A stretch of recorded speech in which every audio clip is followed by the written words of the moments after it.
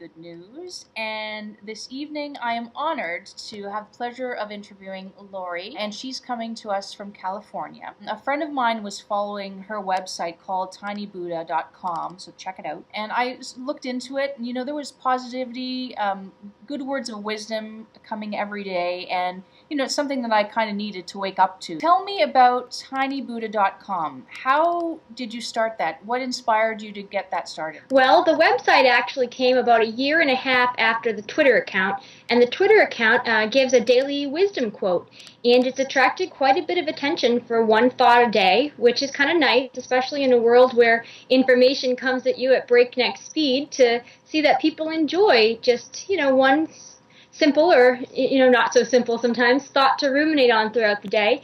And the website is an extension where anyone really can submit a post that he has either tips or a story about applying wisdom to their lives.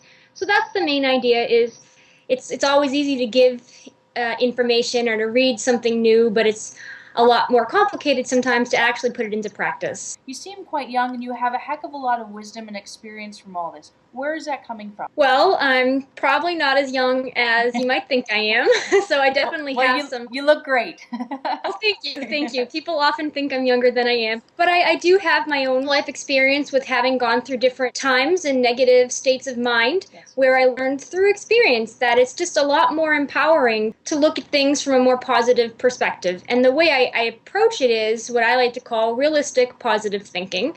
I don't ever want to advise anybody to put on a Pollyanna glaze and pretend everything is perfect all the time. I think it's more empowering to say, well, things aren't always going to be perfect and there will be challenges, but instead of thinking that you have to pretend things are great, you just look at the positive aspects in how you can deal with it. So I think that's one of the things that I've learned, is that what's really helpful to me is to always try to grow and be stronger and better. And if you're looking at that as a positive, then really any situation can benefit you. Lori, what inspires you? What inspires me? Well, one of the things that inspires me the most is to see people communicating authentically.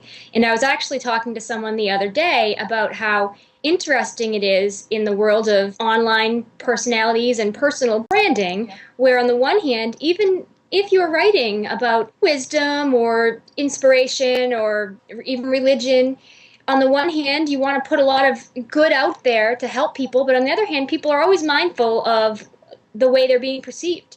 And what I'm really inspired by is when people can find a way to communicate the thoughts they want to communicate, but also be authentic, vulnerable if need be. And one of my favorite things to do is to ask on Twitter, is there anything I can do to help or support you today? Yes. Or even to just acknowledge when I'm having, maybe a difficult time and could use some help. And I love that opens up, it sets the stage for authentic communication. Like, sure, you can help me. What would you do about this? Or someone might say, hey, I've been there, and that inspires me. Yes. It's quite interesting that, strangers will reach out and answer that question. There are genuine people out there that do want to help others, and or maybe they're sharing the same experience as you, and they're willing to share that, which is great. There's a conference coming up in California, I'm assuming, and it's called Wisdom 2.0. It's happening at the end of the month. It's the first annual Wisdom 2.0 conference, and I'm pretty excited about it. The idea is wisdom in the tech age.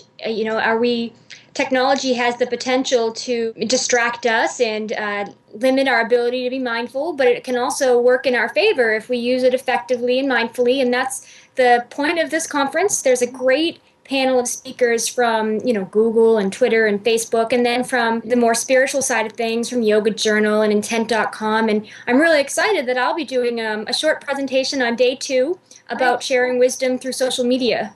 Wonderful. Where is this going to be held for everybody who's close to you in the West Coast, so that everybody knows how to get to you? If you Google Wisdom 2.0, you'll come to the Wisdom 2.0 Summit website, and you can read all about the details of where it's happening, and if you're interested in buying tickets, you can also do that from the site. Any last words of wisdom as we end the evening? What I would say to people is just to trust your own intuition and realize that one thing I like to think of Tyny Buddha as is that there's a tiny Buddha in all of us, and everyone has some words of wisdom to share, so don't be afraid to access it and put it out there. Connect with people authentically. With that note, this is Sabine coming to you from Worldwide Good News. Thank you very much, Lori.